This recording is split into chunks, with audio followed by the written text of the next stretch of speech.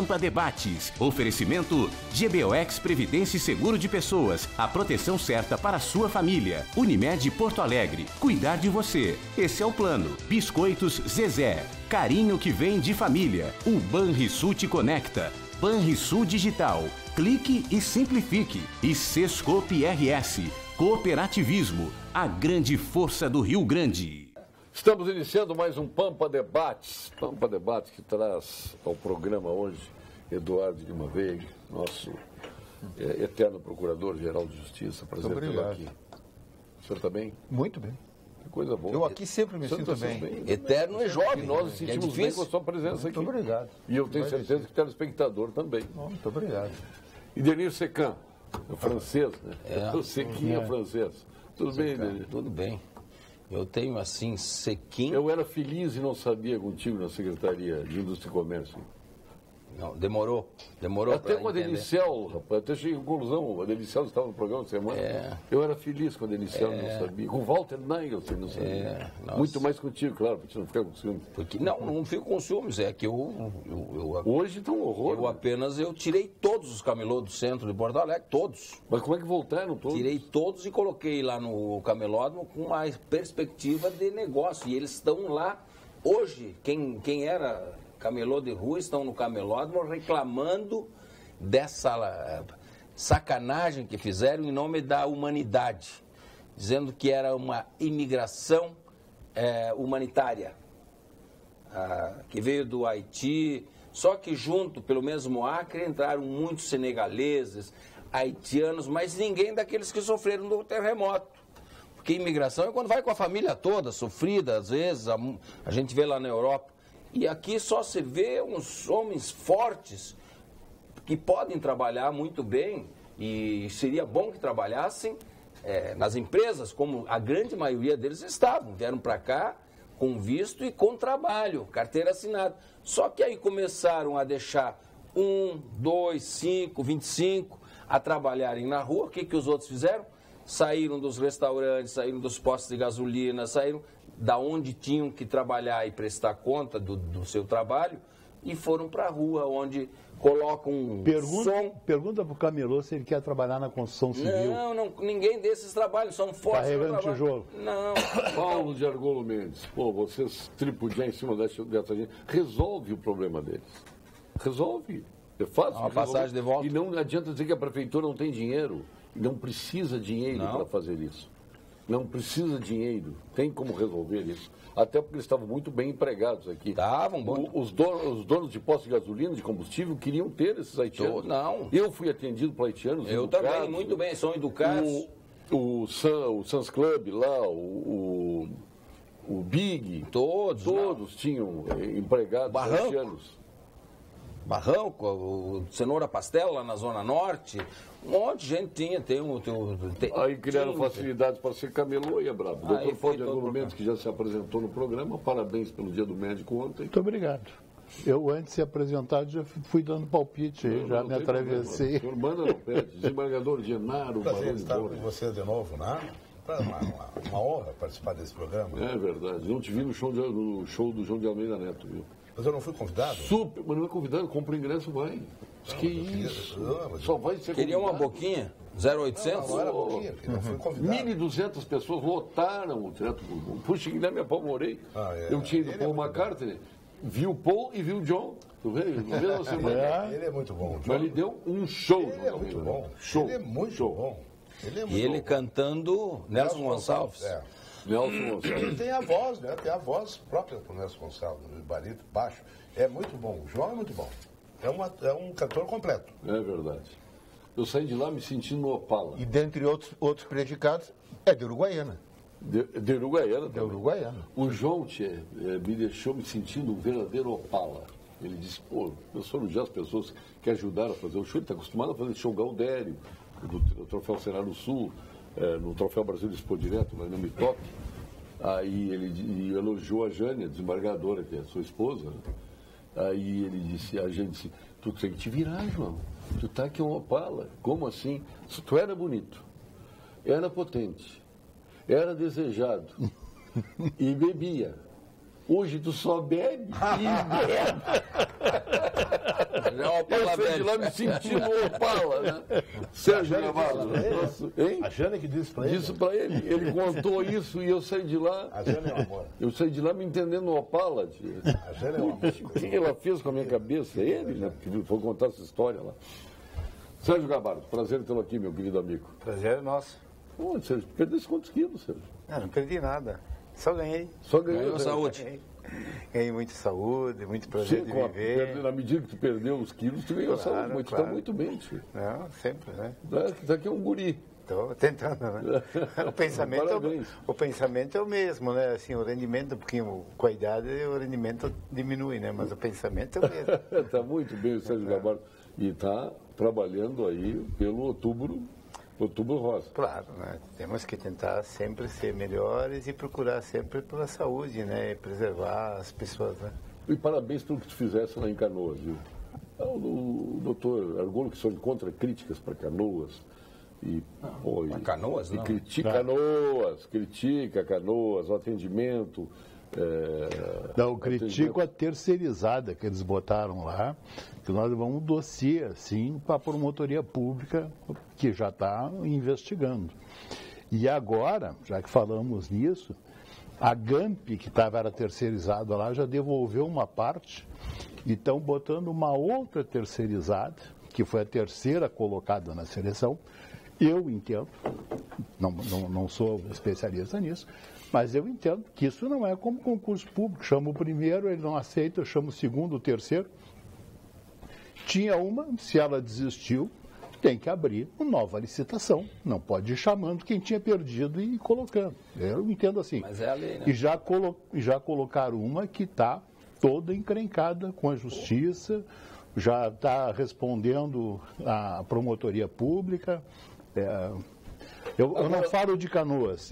Canoas é uma cidade que não merecia Canoas, o que estão fazendo com ela. Bom, Não merecia. então olha o que esse homem está fazendo lá em Canoas. Doutor, independente disso, nós percebendo que Canoas precisava, nós criamos lá, vendo a necessidade, já que o poder público, nós esquecemos o poder público, que eu entendo que não faz, que deveria fazer. Nós temos um hospital do câncer da mama lá, das mulheres, né? Que é uma ala do hospital lá de Canoas, e precisava ampliar aquele hospital. É do Nossa Senhora das Graças Nossa ou Senhora das Graças. do Gracinha? Nós criamos lá uma parte do hospital, né? Certo? Nós bancamos aquilo, em homenagem ao meu filho, que foi assassinado há 12 anos, e damos o nome eles que quiseram isso, né? Certo? E nós montamos toda uma parte lá, pagamos aquilo, porque eu entendo que as empresas não devem só esperar do governo, mas devem também fazer uma contribuição, principalmente para a cidade onde é que elas moram, né? E tentar, de alguma maneira, dar uma contribuição. Eu acho que todas as empresas, todas as pessoas devem, de alguma maneira, não esperar só do governo, esperar que tenha exame, que tenha isso, que tenha aquilo, mas se um pouco das pessoas podem fazer uma doação e fazer alguma coisa, com certeza nós temos as pessoas um pouco mais de saúde, um pouco mais de ser um pouco mais humano com as pessoas que sofrem. Eu entendo assim que hoje falta, assim, doutor, do governo olhar mais para a saúde. Eu entendo, eu vejo todos os dias, porque a gente sente quando as pessoas precisam e às vezes as pessoas não sentem, enquanto não estão doentes, não vê o que é a saúde.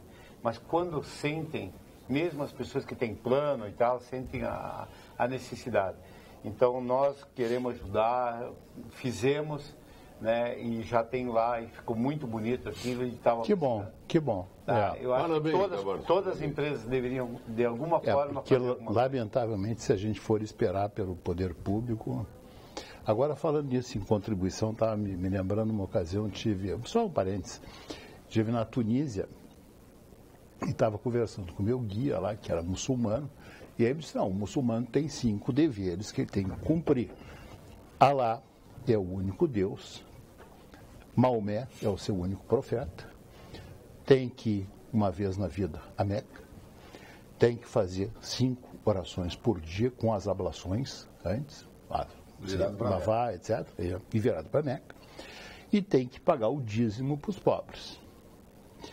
Eu olhei para ele e digo, escuta, tu paga dízimo para os pobres? Não tinha cara de quem pagava dízimo.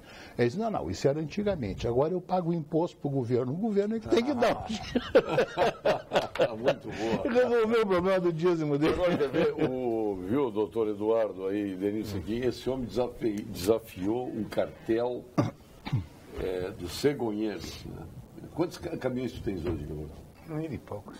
1.000 e poucos caminhões, 1.300 caminhões, por aí.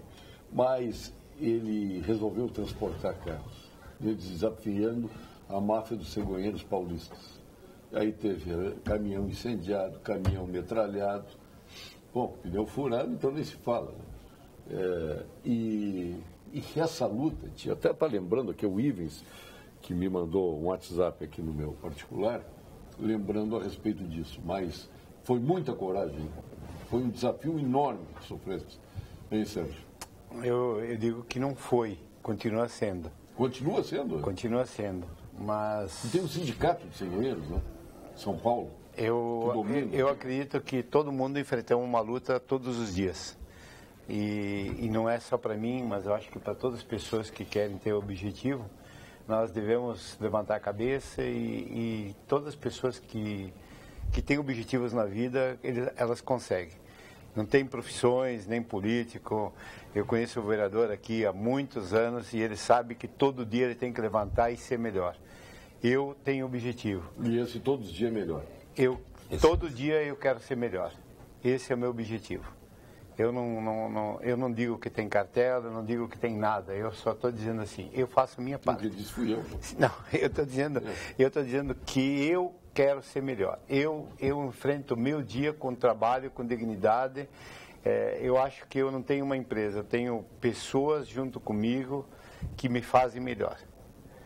A minha empresa é as pessoas que estão comigo. Eu tenho muito orgulho de cada colaborador que eu tenho na empresa. Hoje nós temos mais de 3.000 colaboradores e eu olho para cada um e vejo o quanto eles são importantes dentro do nosso contexto. Em todas as empresas que nós temos, o nosso grupo, eu vejo assim, eu tenho muito orgulho de cada um, das pessoas dentro. Eu não sei qual é mais importante dentro da empresa. Eu posso ficar horas aqui com vocês, eu tenho 2 aparelhos de telefone e meus aparelhos de telefone não tocam. A empresa, ela funciona redondinho. Então, eu não sei qual dos colaboradores meus é mais importante.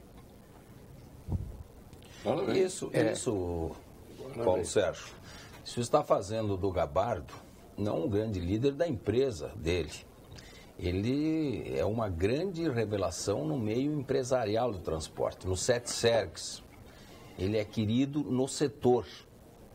E ele é querido não é só porque nós somos conterrâneos lá da Grande Nova Bassano. Ele é querido por mim, que gosto muito dele também. Ele é querido de todos pelo trabalho, pela sinceridade que ele tem, pelo coração que ele tem. Então, Gabardo, eu tenho muito orgulho de ser teu amigo e de falar essas coisas em público.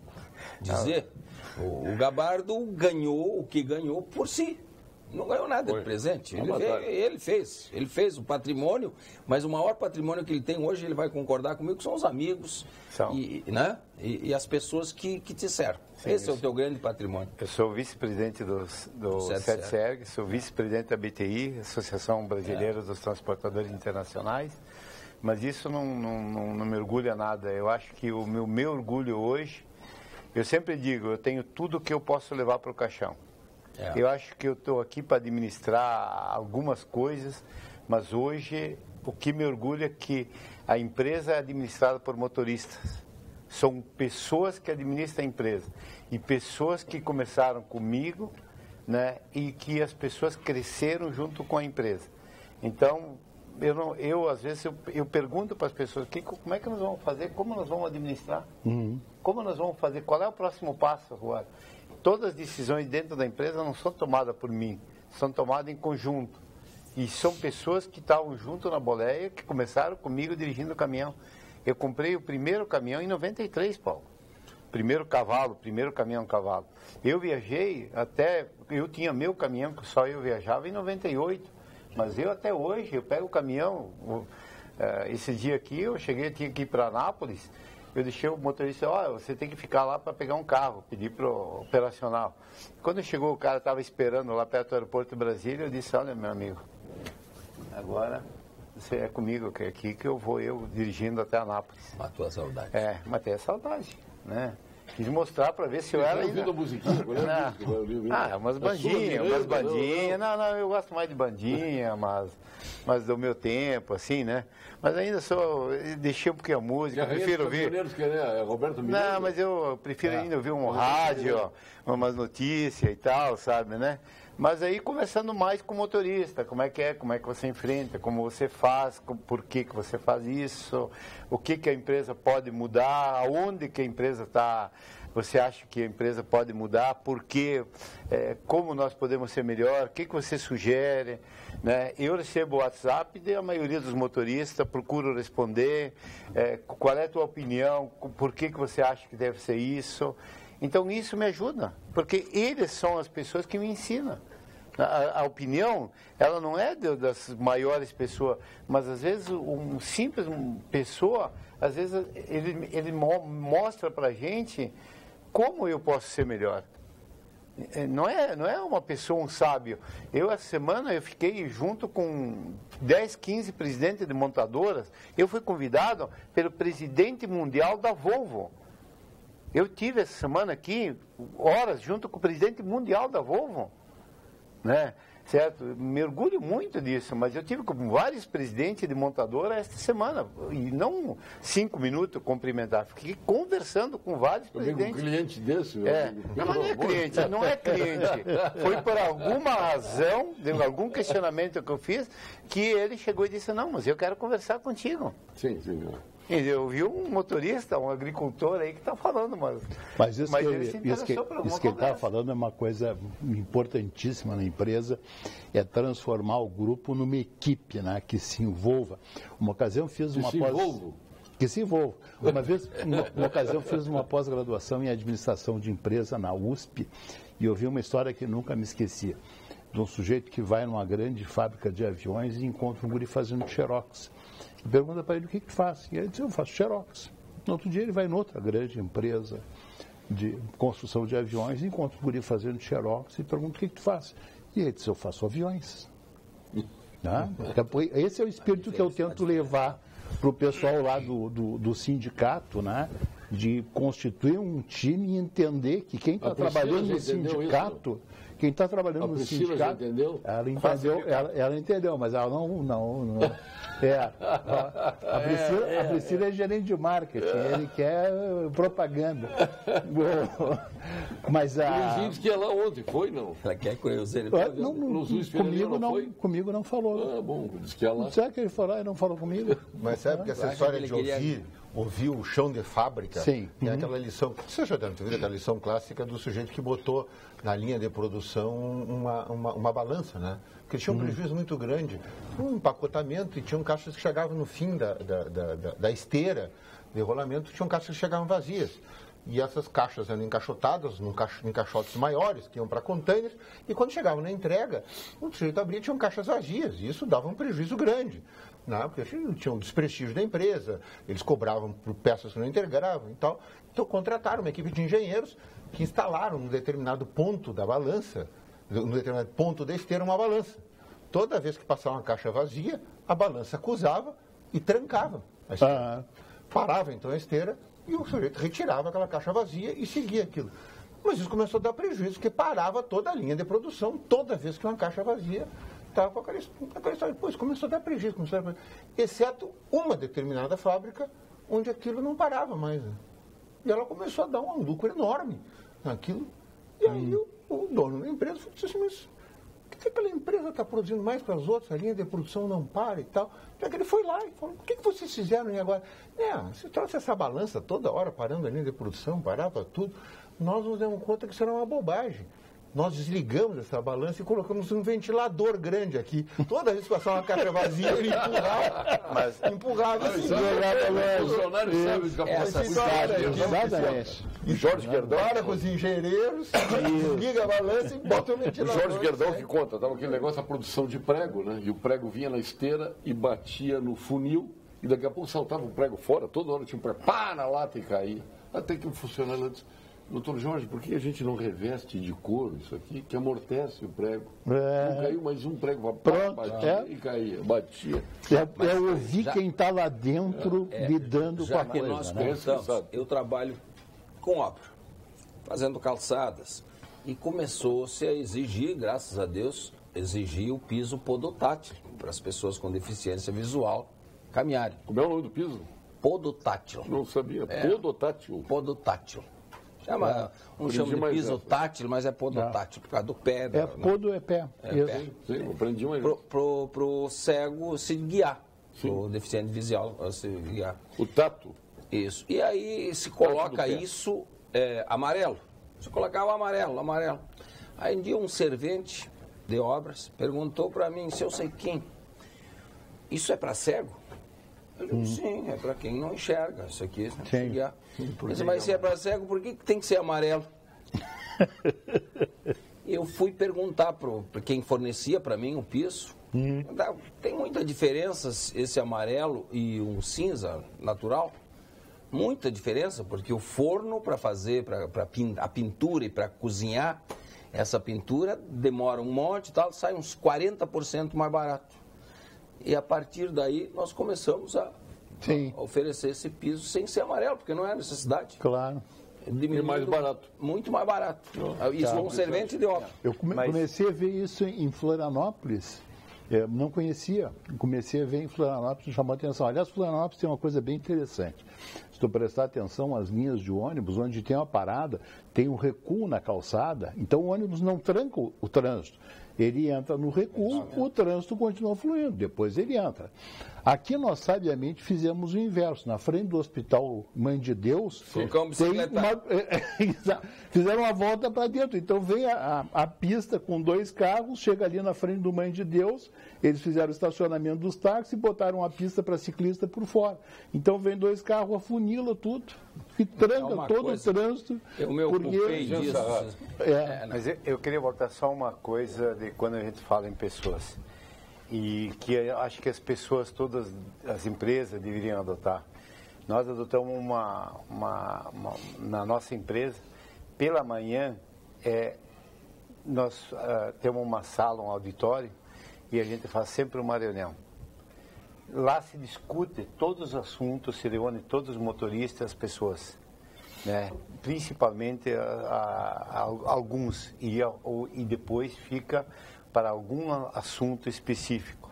Se conversa qual é o assunto hoje, qual é o assunto amanhã, e a gente tem sempre algum assunto. Por exemplo, assim, um dia vem a polícia rodoviária, algum dia vem um médico, né, que for 15 minutos, 20 minutos. Mas a união das pessoas, quando as pessoas podem conversar, todos os assuntos são resolvidos. Quando a gente fala, quando as pessoas simples se unem, elas se tornam extremamente fortes. Quando elas estão juntas, elas são todas fortes, mas separadas, elas se tornam fracas. É verdade. A união faz a força. Então, se a gente consegue unir as pessoas e chegar e dizer, bom dia, como é que vai? Está tudo bem? Então, vamos agora, 10 minutos a conversa. Está aqui um médico que vai falar 10 minutos sobre algum assunto, alguma pergunta e tal. Terminou a conversa, vamos para o trabalho. Agora é um assunto. Tu está falando, tu me lembrando do Nelson Marquesan, aqui na Prefeitura de Porto Alegre. Não. Tu fez exatamente isso. Sabor irresistível e qualidade que vão te surpreender. Experimente as linguiças. Experimente, meu caro desembargador Genaro Baroni Borges, experimente as linguiças e salsichões dos alimentos Castro lá de Pelotas, disponível em toda a rede Zafari, qualidade desde 1960. Prova que tu vais adorar linguiças e salsichões de alimentos Castro. Mas a melhor linguiça frigorífico tem encruzilhada. Não tem. Cremers! Eles vão começar a trazer para nós. Vai começar a trazer. Estão preparando. Vão mesmo. Eu estava provocando. O Zezé volta. O Genaro, pelo comentário que fez, está fora. Está suspenso por enquanto. Suspenso, cartão vermelho. Eu vou trazer de encruzilhada e vocês vão fazer a comparação. Eu nem sei encruzilhada. Encruzilhada pertence à Grande Cachoeira, nosso distrito de florestamento e reflorestamento. Cremers, o Cremers intensifica a fiscalização de hospitais e postos de saúde no Estado. Já estão vistoriadas as cidades de Caxias do Sul, Livramento, Canoas, São Leopoldo e Taquara. Foram verificados problemas em função de má gestão e principalmente, viu, doutor Agolho, de insuficiência de verbas, resultado de condições inadequadas ao trabalho oferecido aos médicos e de atendimento em Canoas, muito boa. Conselho Regional de Medicina do Rio Grande do Sul, estado de alerta pela saúde. As equipes de fiscalização do Conselho Regional de Medicina Veterinária do Rio Grande do Sul rodaram quase 960 mil quilômetros nos últimos 5 anos. Sabe o que é rodar 960 mil? São 23 voltas na terra. E nessas estradas do Rio Grande. Agora fui a Juí, depois vou conversar com o Pedro Westphalen aqui no programa. Tudo para garantir as melhores condições de atendimento, além da atuação nas áreas de medicina veterinária e zootecnia. Conselho Regional de Medicina Veterinária do Rio Grande do Sul, responsabilidade e cuidado com a vida. Está todo mundo preocupado com a fiscalização, veja. Vamos agora com a mensagem do Conselho Regional de Engenharia e Agronomia, o nosso CREA-RS. CREA-RS, em Foco. Atualmente, o Conselho Regional de Engenharia e Agronomia do Rio Grande do Sul, o CREA-RS, possui mais de 70 mil profissionais registrados. São engenheiros, são geógrafos, agrimensores, agrônomos, meteorologistas, tecnólogos e técnicos de nível médio. O Conselho atua em todo o Estado com 44 inspetorias para fiscalizar o exercício profissional, coibindo atividades técnicas de pessoas não habilitadas e garantindo a segurança da sociedade nas obras e serviços de engenharia. Acione o nosso Disque Segurança pelo número 0800 510 2563. 0800 510 2563. CREA do Rio Grande do Sul, valorização e defesa da área tecnológica. Mas eu não aproveitei vocês, conversei com outras pessoas sobre isso. Deixa eu fazer uma observação só sobre o Pedro Westphalen. Nós falamos agora no Pedro Westphalen. O Pedro Westphalen trouxe a aviação de volta aqui para o Rio Grande do Sul, que foi uma coisa muito... Interiorizou, e eu tenho andado aí pelo interior, tenho andado com Azul, então, excelentes aviões. As estradas aéreas. As estradas aéreas estão maravilhosas. Ele pavimentou todas. A de Nova Prata também está boa. Vê que Nova Bassano, né? Coisa incrível, o atraso do Rio Grande. Na década de 40, você tinha a Varig e a... Tinha outra aviação. Real. É a Real. Hein? Isso. A Real, Não. Lá na década de 40, não era Real? A Rio Sul já na década de 60. Real. Não se pensava em Pelotas, Bagé, Santa Maria, era tudo de avião. Depois acabou a aviação regional. Mas é que aí a Varig foi fazer Nova York, Tóquio e tal, e esqueceu. Não sei se foi por isso. Não foi por isso. Até que a comissária Dilma acabou com a Varig, né? A Real tinha uma propaganda, que eu me lembro até hoje, que era muito boa, dois bonequinhos, e um dizia assim, ué, você não ia? E eu disse, ia. E não foi? Fui. Como? Pela Real. A Varig acabou quando o Zé Dirceu era ministro do Lula. Exatamente. A Dilma não pegou essa parte. A Dilma ela não pegou essa parte. Sim, senhor. A Dilma era... Mas eu quero pegar na tua área, tu está entendendo muito de aviação, quero saber o que os senhores acharam do voto. A Carmen Lúcia, para mim, era uma pessoa acima do bem e do mal. Me decepcionei. Eu já estava até pensando nela para presidente da República. Que voto atrapalhado. Que erro tu ia cometer? Se não é o decano, Celso de Mello, arrumar aquilo ali, arrumar um texto para aquela confusão. Aliás, o decano arrumou até o voto dele mesmo, para ajudar ela. Para salvar para ajudá-la. Essa que é a verdade. Mas que horror aquele voto dela. Nós tínhamos conversado aqui na semana anterior, né?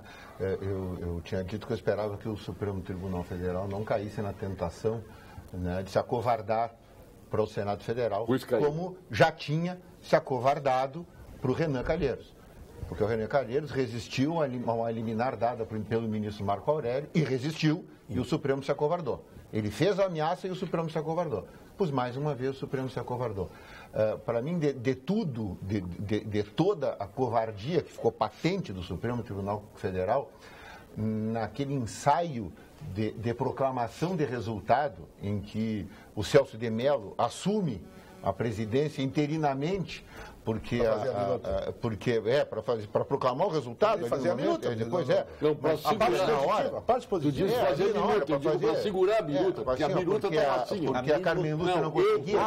Mas quando ele segurou a biruta. Mas quando ele e resolvem submeter a decisão, e aí você dá conta que era absurdo o Supremo submeter a sua decisão e diz assim, não, resolvem encaminhar. Quer dizer, mas não estava encaminhando, ele estava submetendo a decisão à apreciação do Senado. Isto foi o fim a um texto aí agora não quero cometer, mas em que se não me engano, é do Procurador da República, Vladimir Aras, em que ele chama o Supremo. O Supremo deixou de ser Supremo Tribunal para ser submisso ao Supremo. Supremo. Me pareceu porque assim, ou o tribunal ele é Supremo, está acima de todos, porque ele é Supremo, ou ele não é mais Supremo. E teve um procurador federal que disse é compreensível que continue a corrupção entre os políticos, porque eles estão com uma suprema proteção agora, né? O que me pareceu naquela decisão, e eu participei de colegiado, sei bem como é que é o colegiado, me pareceu o seguinte, que a presidente foi despreparada. Ela provavelmente não contava que tivesse que proferir o voto de Minerva. Provavelmente. Me pareceu isso. Eu acho que ela contava com o voto Celso de Mello, acompanhando a dissidência, né, que foi inaugurada pelo Alexandre de Moraes, né, depois do voto do Fachin. Quando chegou na hora, ela estava assim, ela não tinha voto escrito, ela começou a tergiversar, ela ia para um lado, ia para outro, eu assisti o julgamento. Sim. Né? Ela chegou a dizer, ministro Fachin, eu concordo com tudo. Um negócio que você mas se a senhora concorda comigo, então. Ela foi para um lado, foi para outro, de repente, até então, depois que o Celso de Mello, aí, em que pese ter votado. Se ele não faz isso, não ia terminar até hoje. Sim, porque ela não sabia nem fazer a parte positiva do voto. Foi realmente uma. Eu acho que o equívoco do Supremo foi lá atrás. Né? Porque aplicar aquelas medidas a um senador da República é muito complicado. É muito complicado. Quer dizer, são poderes independentes e harmônicos. Então, sei lá, teria que ter havido um pouco mais de prudência. Mas aplicou. E afinal, quem aplicou, quem foi? O Supremo Tribunal Federal. Só que, e aí isso é o que eu digo, o grande problema do Supremo hoje, meus amigos. Hoje não tem um Supremo, tem 11 Supremos. Não. Tem 11 Supremos, cada um decide a seu modo, a seu bel prazer. Gilmar Mendes, Alexandre Moraes, eles estão rezam na mesma cartilha. São 11 Supremos. Rezam na mesma cartilha, então não são 11. Essa questão, tu pode ver, a maioria das decisões eu acho que tem 6, são monocráticas. Tem 2 Supremos, o do 6 e o do 5. É verdade. A maioria são monocráticas. O princípio do colegiado, que é exatamente onde as discussões se estabelecem, onde se harmonizam as posições, que claro que tem divergências. Um não é obrigado a pensar como assim, não precisava 11 ministros, botava 11 computadores. Concorda? Então, normalmente, vou ter 11 opiniões diferentes, ideologicamente diversas. Tudo bem, isso é da natureza humana. Agora, o que se está se passando é que são 11 Supremos. Você se foi o princípio do colegiado, eles decidem monocraticamente e não vai. E quando vai para o colegiado, essa tragédia. É que o que me parece, assim, eu vou me apegar ao caso concreto, é que o Supremo Tribunal Federal, a gente brinca muito, né, nos meios jurídicos, é que o Supremo tem a prerrogativa de errar por último. Rui Barbosa. Então ele erra por último. Mas aqui no caso concreto, nós estamos vivendo muito no limite, porque nunca se expôs tanto, né, as entranhas. A televisão, eu tenho que dizer, é a maldita, eu vou dizer uma palavra que vem contra nós. É a maldita televisão transmitindo isso e expondo essa incapacidade que as pessoas têm. E a vaidade. Não é sobre essa ótica que eu queria chamar a atenção. É no sentido de que nós nunca vimos tanta exposição de corrupção, de roubalheira, de podridão, por tudo, porque nós estamos sendo atropelados pelos fatos, pelas investigações, pelas gravações, por tudo, quer dizer, pelos novos métodos de investigação, pelas formas modernas de investigação, pela nova legislação, por coisas que antes não existiam. Muito bem. Alguém, em algum momento, precisa traçar a linha do tolerável, do suportável, do razoável. E o Supremo Tribunal Federal, no limite da sua jurisdição, cada magistrado no limite da sua jurisdição, é ele que tem que dizer o que a população, ele é o balizador, é ele que diz o que a população deve conviver, ele é que diz até onde nós vamos. Então o Supremo acabou de dizer que é aceitável um senador agir daquela forma e continuar exercendo a senadoria. É possível isso? Quer dizer, eu pergunto para o senhor, que tem que levantar todo dia, ir para casa, levantar, trabalhar, exercer a sua atividade. É possível que o Supremo Tribunal Federal devolva? Porque nós sabíamos o que ia acontecer. O Supremo sabia exatamente o que ia acontecer. Sim, é possível que o Supremo Tribunal Federal, o mais alto órgão jurisdicional da nação, diga por 6-5 que o Senado possa decidir se os senadores que são pegos naquela circunstância, pedindo propina, que o Senado diga se ele continua senador ou não continua senador. Vê bem, se ele pode continuar exercendo o mandato. Tanto 63% dos que votaram no Senado a favor estão envolvidos em corrupção. E assim, não, mas veja bem, nós estamos aqui tratando da legitimidade do voto. É exatamente isso. Nós, eleitores, fomos enganados. É exatamente isso, senhores ministros do Supremo Tribunal Federal. Nós fomos enganados. E os senhores têm a chance de desfazer esse engano ou suspender isto. Que nós fomos enganados, os eleitores que foram enganados, os senhores têm a chance de colocar as coisas nos seus devidos termos e não colocam e permitem que nós continuemos sendo ludibriados.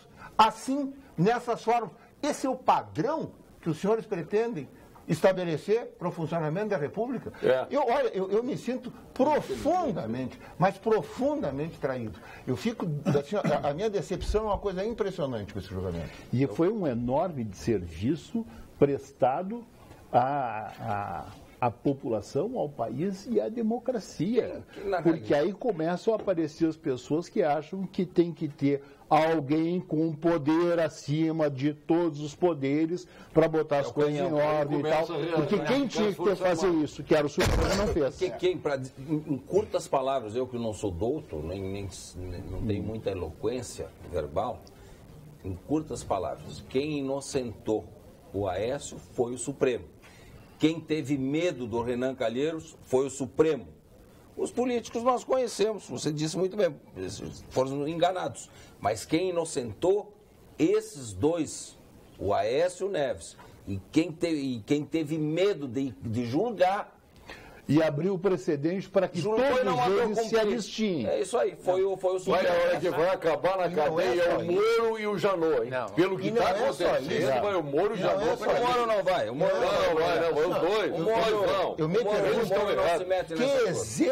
que exemplo o Supremo dá para o magistrado que está sozinho numa comarca inicial? Que exemplo ele está dando para o magistrado que está começando a carreira? Vai ter que pedir a benção para a Câmara Municipal. Pelo amor de Deus. Vai ter que pedir. Qual é o estándar que eles estão estabelecendo do magistrado que está começando a carreira? Mas eu li um texto... O magistrado que sofre uma pressão lá... Assim, os senhores não se enganem. Assim, o Porto Alegre, o Rio Grande do Sul, que tem alguma civilidade, não é padrão. Não é padrão. Ainda assim, você sofre muita pressão aqui. Mas vamos pensar no interior do Mato Grosso, no interior do Acre, no interior do Nordeste. Esse é o padrão que o Supremo Tribunal Federal está estabelecendo para toda a judicatura? Pelo amor de Deus. Mas eu li um texto de uma juíza que achei muito interessante. Ela diz assim, não chamem esses senhores de juízes. Juiz sou eu, que fiz concurso. Eles são ministros indicados, eles são outra. Não envolvam a justiça nisso. Não comprometam a justiça nisso. Procurador, existem duas verdades perante a justiça? Porque se são juízes, né, senhor desembargador, se são juízes, eles não têm que julgar aquilo que está proposto aí na frente? No caso do senador, ele não tem que ser julgado perante aquilo, ele não tem que ser condenado de todas as formas. Não, mas nesse caso não se tratava de condenar ou não. Nesse caso se tratava de saber se ele... se aplicava a ele ou não uma determinada Se o partido dele está pedindo para ele sair da presidência do partido, que agora vai... que ele tem que responder pelas indignidades dele, o partido dele... O partido dele está com vergonha. Está com vergonha dele, convenhamos. Na última vez que você realizou um sonho, alguém certamente dividiu ele com você, seja para conquistar, compartilhar ou até mesmo comemorar, porque é sempre assim, quando as pessoas se unem, os sonhos se transformam em realidade, aquilo que nós estamos falando. Hoje, 19 de outubro, Dia Internacional das Cooperativas de Crédito, os sonhos prosperam aqui. Conte com a Unicred, mais valor para você. Espetacular, parabéns às cooperativas de crédito de todo o Brasil. Vamos agora ao quadro de saúde com o nosso querido amigo, PhD em Oncologia, titular do Clínicas, do Ernesto Tornelli, sócio fundador do Instituto Oncológico Kaplan, mais jovem membro da Academia Brasileira de Medicina, presidente da Sul Rio Grandense e também presidente da Bienal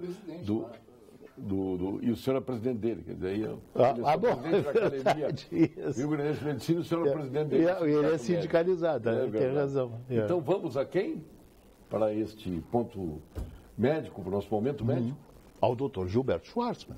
Exatamente, doutor Gilberto. Quem mais poderia ser? Boa noite, eu sou o professor Gilberto Schwartzman, sou especialista em oncologia. Alguns dos senhores poderão dizer, mas esse professor Schwartzman é otimista demais. Ele tem falado sobre câncer com um olhar de felicidade. De onde é que vem esse otimismo, não é mesmo? Os senhores e senhoras não têm ideia de como o tratamento do câncer tem avançado nas últimas décadas. Hoje, a medicina aprendeu a separar melhor os tipos mais ou menos agressivos de câncer, oferecendo tratamentos mais adequados para cada pessoa em particular. Quando eu me formei em medicina, por exemplo, as leucemias e linfomas eram tumores fatais na maioria dos casos. O câncer do testículo, que atinge sobretudo adultos jovens, entre 20 e 40 anos, era quase uma sentença de morte.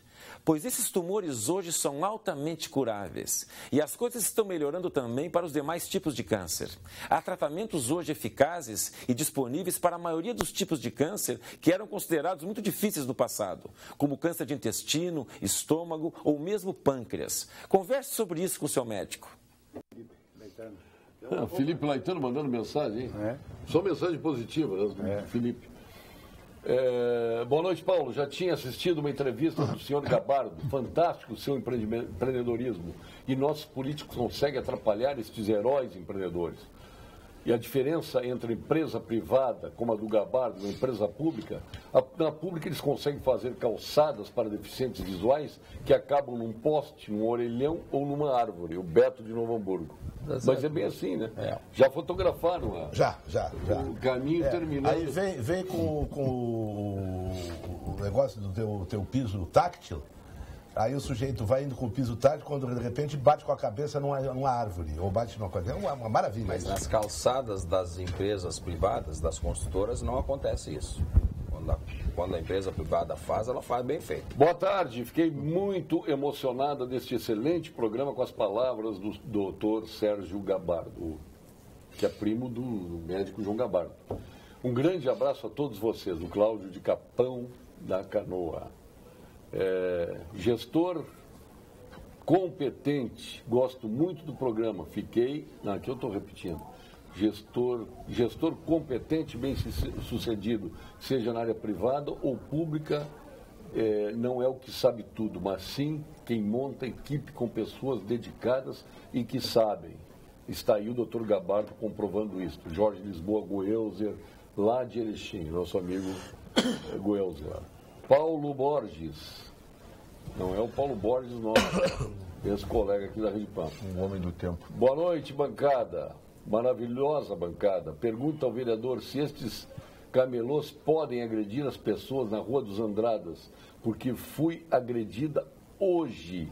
Chamei a brigada e não fizeram nada. Denise Souza. E pergunta para o senhor Gabardo se ele consegue licença para andar com os caminhoneiros nas rodovias estaduais. E onde ele consegue a licença? Paulo Borges, caminhoneiro. Tem duas perguntas. E Denise? A dos camelôs é lamentável. A dona O Paulo Borges perguntando aqui. Dos camelões. A Denise Souza perguntando. Dona Denise, a senhora tem toda a razão. Os ambulantes que estão no centro de Porto Alegre se acham dono da rua. Em qualquer, na CIS Brasil também. Eles, além de não serem donos da rua, eles não têm autorização para vender aquelas bugigangas irregulares e ilegais. Eles cometem crime quando não pagam impostos, cometem crime quando vendem bugigangas, cometem crime... É contrabando aquilo, tudo, né? Tudo aqui não paga nada. E tiram o emprego das pessoas que trabalham nas lojas, tiram o emprego dos comerciantes, aliás, dos comerciantes que geram emprego, os comerciários, por isso que os comerciários nos apoiam sempre. Os que trabalham nas lojas, os comerciários, apoiam que se retire urgente esses camelôs das ruas. Estão não na é só frente na das rua lojas, da ali Praia, na CIS é na Brasil. cidade. Na CIS Brasil estão na frente das lojas. Não, na CIS Brasil são os mesmos. Eu encontrei alguns que trabalhavam em posto de gasolina. Tem uma loja que vende, sei lá, que produto, e o mesmo produto está na frente dele, tem um camelôzinho ali vendendo. Tem alguém botando cabide. Sérgio Gabardo, a pergunta do Paulo Borges. Sim, qual é que é? Pergunta para o Gabardo se ele consegue licença para andar com os caminhões das rodovias estaduais e onde ele consegue a licença. Bom, nós temos o nosso departamento, né? Mas não temos nenhum tipo de problema. Só você está dentro da legislação sem problema nenhum. Ele pode procurar, a gente pode ajudar, orientar ele sem problema nenhum. No departamento, na horário comercial, procura a gente lá na empresa, na Fernando Ferrari 700. E a gente ajuda ele, sem problema.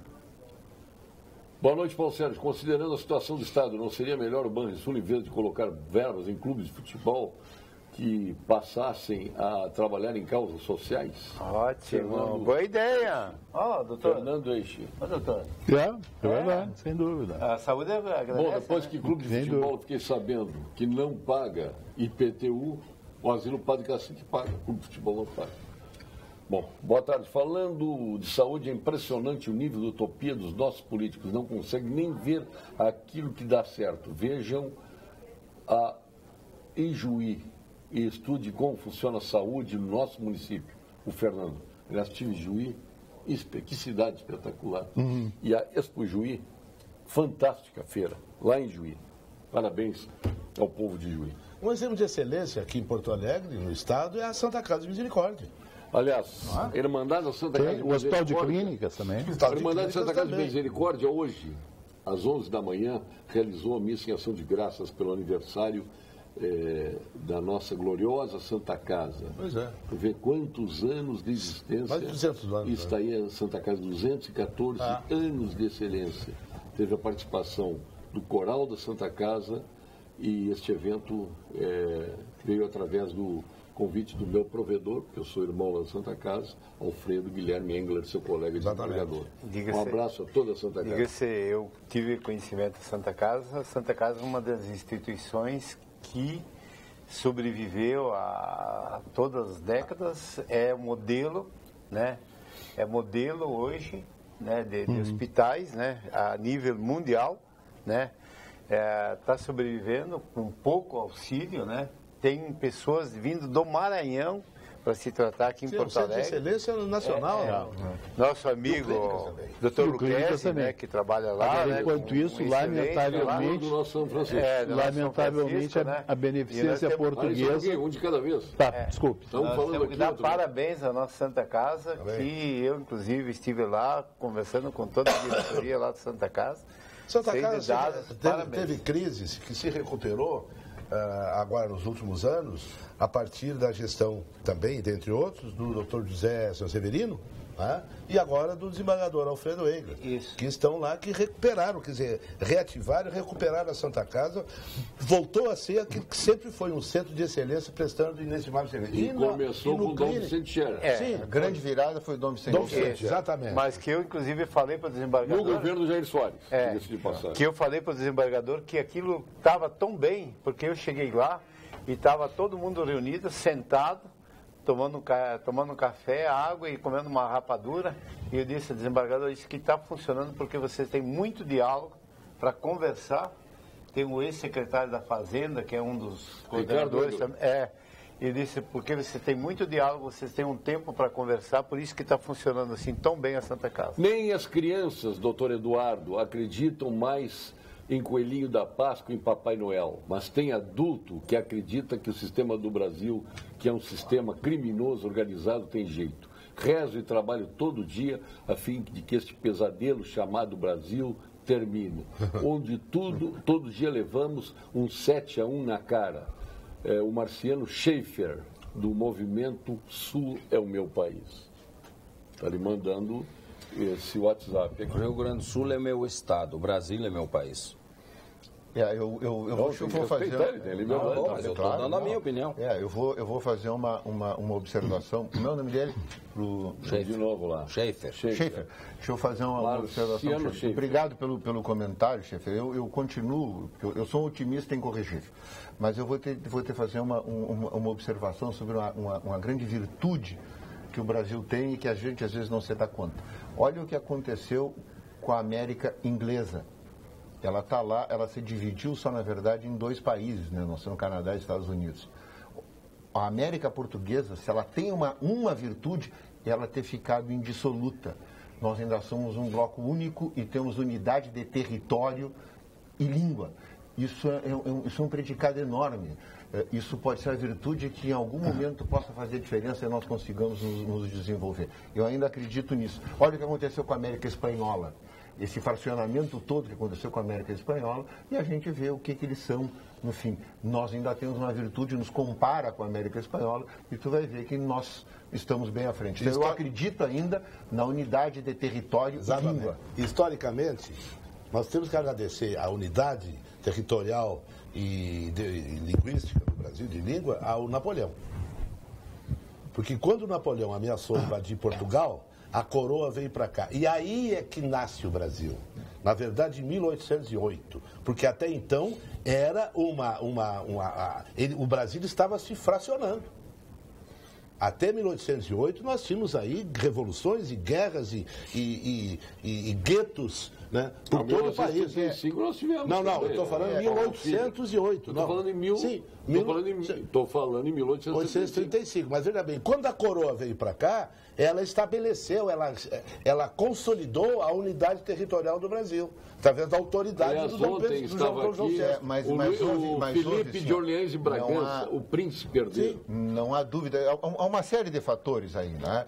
Mas nós podemos olhar. Os Estados Unidos aconteceu o mesmo fenômeno, quer dizer, na América inglesa, eu vou chamar aí para tratar da língua, os Estados Unidos aconteceu o mesmo fenômeno e não houve coroa lá. Mas aqui houve também, com as nossas peculiaridades, houve um homem aí que foi fundamental, 2 homens que foram fundamentais nisso, me parece. Não há dúvida que o fenômeno da coroa portuguesa aqui, da independência tendo um príncipe, depois foi imperador tendo ficado aqui, foi isso, mas Duque de Caxias, ele desenvolveu um papel aí pacificando todas essas revoltas e não criando, e sendo pacificador mesmo durante todas essas revoltas. Inclusive, e o Barão do Rio Branco. Guerra do Paraguai. E o Barão do Rio Branco. Esses 2 homens, assim, em momentos diferentes da história, eles desempenharam um fator importantíssimo para que nós tivéssemos mantido a unidade territorial. O Duque de Caxias, vencendo todas essas, sendo vencedor em todas essas insurreições, ele foi pacificador mesmo. Exatamente. Ele incorporou os insurretos todos Eu quero saudar também o Castelo Branco, incluindo nessa relação aí, que pediu que nós fôssemos divididos em comunistas e capitalistas. Vamos agora ao ponto final com o Gimo, FCDL e com o nosso Que-Comércio. Ponto final. Oferecimento Produtos Gimo. Qualidade comprovada. FCDL apresenta Que-Comércio, o maior e mais completo programa de qualificação e gestão de empresas. Aliás, é bom para alguns políticos esse programa, Que-Comércio de qualificação e gestão de empresas, que o FCDL proporciona. Doutor Paulo de Argumento. Tem que qualificar o eleitor. O eleitor... Não é o político, tem que qualificar o eleitor. Alguns políticos já estão habilitados nisso. A qualificação começa com o eleitor. Mas, Ricardo, o seu poder supremo, o Supremo Tribunal Federal, decidiu pelo eleitor, pelo voto. Ele decidiu que o eleitor tem razão. O Agora o senhor diz que ele tem que qualificar o eleitor, se o Supremo diz que o eleitor Não, o Supremo não disse Paulo de Argumento, seu. Ah, não disse? Não, o Supremo não disse isso. Não. Quantos votos Agora? ali deu em favor do eleitor? Tem que respeitar a vontade do eleitor. Por favor. Não foi. Agora eu já vi que em camisa o senhor está vestido. Não, o Supremo não decidiu. O Supremo não decidiu pela supremacia da vontade popular. Pela supremacia da vontade. O Supremo decidiu porque não teve coragem de enfrentar. Está na moda é o bandido favorito. Tem bandido favorito. Não teve coragem de enfrentar o Senado. Espere o seu ponto final. Doutor Paulo de Ergulo Mendes. Eu queria me dirigir aos médicos em especial, foi o dia do médico ontem, pelo trabalho que vem desempenhando, apesar de todas essas adversidades, falta de recursos, incompetência, apadrinhamentos políticos e tudo isso que a gente tem visto aí. Apesar disso, os médicos têm se mantido muitas vezes durante meses sem receber a sua remuneração, o seu salário, que tem caráter alimentício, que serve para manter a sua família. Mas, em especial, aos colegas de Erechim, que estão agora inaugurando o hospital da Unimed. Então, meus parabéns, em especial, aos médicos de Erechim. Doutor Genaro Baroni Borges. Como ontem foi o aniversário da Sicredi, da Unicred, hoje, o dia do cooperativo. Sistema do cooperativo, eu preciso saudar esse sistema. Veja bem, eu fui diretor de uma cooperativa de crédito encruzilhada no tempo em que havia uma pressão brutal do sistema financeiro e os cheques da cooperativa não eram admitidos na compensação. Quer dizer, foi uma luta brutal que nós tivemos até conseguir superar a relutância dos bancos, do sistema financeiro com as cooperativas de crédito e hoje se tornou uma potência nacional. Aliás, o maior banco do mundo é um banco cooperativo holandês. Doutor Sérgio Gabardo, seu ponto final. Meu ponto final estou dizendo que eu vim de São Paulo ontem e que o mercado está aquecendo. Estamos acreditando que vamos viver um momento de aquecimento. Isso é muito bom, devemos acreditar que a economia está se deslocando um pouquinho dessa corrupção, dessa política... Se descolando. Descolando dessa política suja de gestores, não sei se é a palavra certa, de juízes que estão talvez sem rumo, né? Que infelizmente eu não sabia que existia esse tipo de coisas. Eu acho que o senhor como procurador, desembargador, está até surpreso de ver essas pessoas à frente disso, que a população não tá vendo isso, não está acreditando no que nós estamos vendo, vocês também, a população não está vendo isso, então as pessoas fora do país não estão acreditando no que está vendo, mas a economia está vendo assim, vamos esquecer alguns políticos, vamos esquecer alguns juízes que não estão bem. E eu acho assim que nós estamos vivendo um momento de crescimento, deslocando, andando, isso é muito bom. Então vamos acreditar no país que se depender da gente vai embora e vamos acreditar que vai dar certo e foi muito bom participar do programa. Grande Sérgio Gabardo e Denir Sequim, nosso vereador de Porto Alegre. Paulo Sérgio, primeiro eu queria dar um abraço a 3 pessoas. O Lauro Quadros, me encontrei lá na Praça da Encol, de tênis, ele tá bombando. Tá bombando, o Lauro Quadros. É o Opala também. O Rodrigo Panes e é o Bernardino Vendrusco, que escreveu aqui, estou assistindo vocês. O Bernardino. O Bernardino. Um abraço a ele. E eu queria... Nós estamos em greve no estado do Rio Grande do Sul, o magistério está em greve e os funcionários públicos do Porto Alegre também estão em greve. Servidores policiais também, né? Mas os alunos, eu queria chamar a atenção disso. Os alunos não têm culpa disso. Os alunos já estão em Porto Alegre, já estão precisando avançar o mês de janeiro para estudar. Então não é quem vai para a praia que está sofrendo só, não. As pessoas mais pobres também têm o direito de terem respeito. Os alunos não têm mais aula. Quando não tem aula, muitas vezes não tem a merenda escolar. Os prejuízos são enormes para essas pessoas. Nós precisamos, eu queria pedir aos grevistas, aos professores, aqueles professores que estão em sala, que são de sala de aula, são do sacerdócio de professor, exatamente, que pensem nos alunos, que a briga com os políticos, que deixe para depois. Eu não sei como se pode fazer, mas está provado que o Rio Grande do Sul, através das greves dos CEPERGs, caiu a qualidade do ensino e as pequenas crianças, os alunos que precisam de professores, não estão tendo aula. Eu tenho um pedido a fazer aos grevistas, claro que também aos governos. Aqui em Porto Alegre nós participamos hoje, pedimos, e o prefeito Marquesan se comprometeu a participar de uma reunião com o comando de greve e com os vereadores na segunda-feira. Eu acho que isso é um bom começo para que nós voltemos a ter respeito com as crianças que precisam dos professores. A Vera entrou, o Sérgio Gabardo botou os teus óculos. Pô, mas foi instantâneo. Mas olha, foi instantâneo. Aliás, quero parabenizar o bom gosto seu e do Dr. Paulo de Argolho. Mostra o seu relógio aqui. Olha o relógio dos dois. Não, nenhum fala português. Não fala. Tu sabe que tem uma coisa interessante sobre o relógio.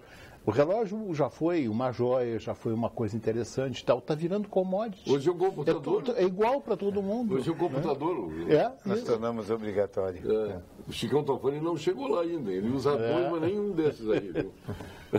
Doutor Eduardo Lima Veiga, seu ponto final. Eu vou também me permitir fazer uma homenagem ao médico, já que ontem foi dia do médico, ao saudoso amigo falecido, já meu pediatra, Hércio Amário de Oliveira Filho, Hércio Amário de Oliveira, de quem eu tenho muita saudade, e ao filho dele, que é pediatra do meu filho, Hércio Amário de Oliveira Filho, o Ercinho. Fica aqui a minha homenagem a todos os médicos, na pessoa desses dois grandes médicos. E vou me permitir também mandar um abraço ao Paulinho Moraes e a Cleusa Moraes, a mulher dele, que estão nos assistindo agora, me mandaram no torpedo, na Grande Uruguaiana. Nos assistem assiduamente e agora me mandaram um abraço a vocês dois, também Paulinho e Cleusa. E eu quero mandar um abraço para o meu mecânico, né? Que eu sou Opala. Não, pode mandar para o Reinaldo Gabardo, que está de aniversário. Também o Reinaldo Gabardo de aniversário. Que é outro Opala. Não. O Opala, repetindo aí. Porque o Opala foi bonito, foi desejado, foi potente e bebia. Hoje só bebe. Só bebe. Eu tô e vou te dizer, eu tive um abraço ao João de Almeida Neto. João de Almeida Neto. Aniversário hoje, ministro Neto Cordeiro, o promotor Gilberto Luiz Azevedo de Souza, foi ontem o aniversário deles. A Helena Terra Lima, o Flávio Viana, o Flavinho lá do Simpala, a Vitória Quadros, Roberto Jäger, o Nelson Freire, de aniversário também aqui, o nosso delegado, o André Moquiar. Um grande abraço ao André, um abração bem apertado aí no André, que fez aniversário ontem, Tivar Pavan, a Vera Lúcia Peterlongo, os queridos amigos aqui, o Luiz Carlos Camargo, tanta gente boa de aniversário aqui, o Elias da Rosa, e tantos, o Nelson Espolador. E hoje, o Wellington Moreira Franco está de aniversário. Isso aqui já deve ter ligado. Não é da minha turma. O desembargador Carlos Roberto Lofego Caníbal, aniversariando hoje. Um abração ao Caníbal, hein? Um abraço. Caníbal, hein? Ótimo. Que figura, hein? Figura impoluta e caráter sem jaças, o Caníbal. Luiz Augusto Lara, de aniversário, a procuradora Ana Maria Landel de Moura, que já abraçou ela hoje. Ainda não. Então, vai mande um abraço agora. Também. Outro abraço. A deputada Anne Ortiz está de aniversário hoje. Bem. Agora tem que fazer uma pausa agora. Querida amiga.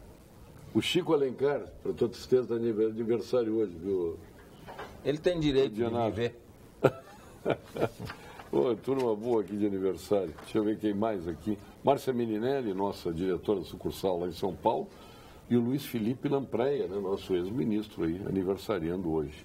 Entre tantos aqui. Parabéns a todos, portanto. E olha, infinidade de e-mails aqui elogiando o Gabardo, hein? Coisa impressionante. Boa tarde, Paulo Sérgio, todos da mesa. O Brasil está abaixo de não sei o que do cachorro, pelas atitudes desses políticos ordinários que não valem nada. Todos, sem exceção. Aqui é o Dodge com I, mandando esse e-mail aqui, meio... Eu acho que o Dodge também é parecido, não é esse Dodge. Sabe? O Dodge nosso, o Dodge não, esse que diz que todos sem exceção, para mim tu é da mesma turma. Do sem exceção. Então, tu não está abaixo do cachorro? Não, eu não, ele não tem o direito de falar isso. Eu também acho. Ele não me conhece, eu não o conheço, então ele está nessa turma ruim também. Paulo Sérgio, antes do julgamento, todo mundo esperava que desse um empate 5-5. Todo mundo sabia, só o presidente do Supremo não sabia. Paulo Inácio Klein, de Capão da Canoa, e o Dianá não sabia.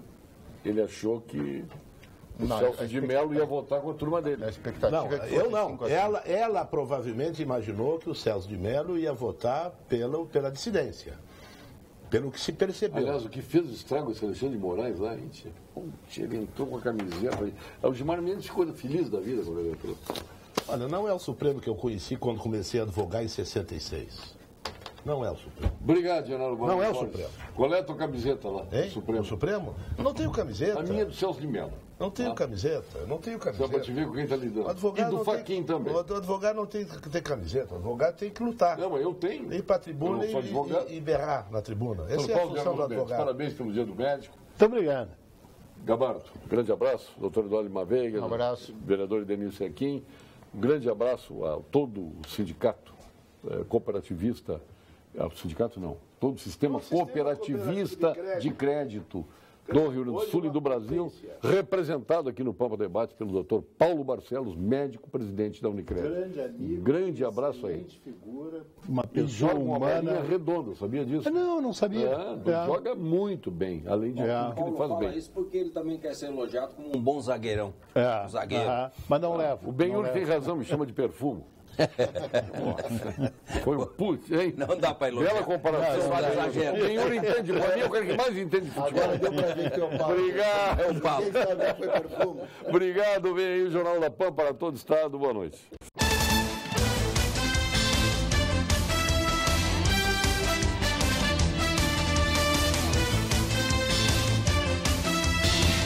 Pampa Debates. Oferecimento GBOX Previdência e Seguro de Pessoas. A proteção certa para a sua família. Unimed Porto Alegre. Cuidar de você. Esse é o plano. Biscoitos Zezé. Carinho que vem de família. O Banrisul te conecta. Banrisul Digital. Clique e simplifique. E Sescope RS. Cooperativismo. A grande força do Rio Grande.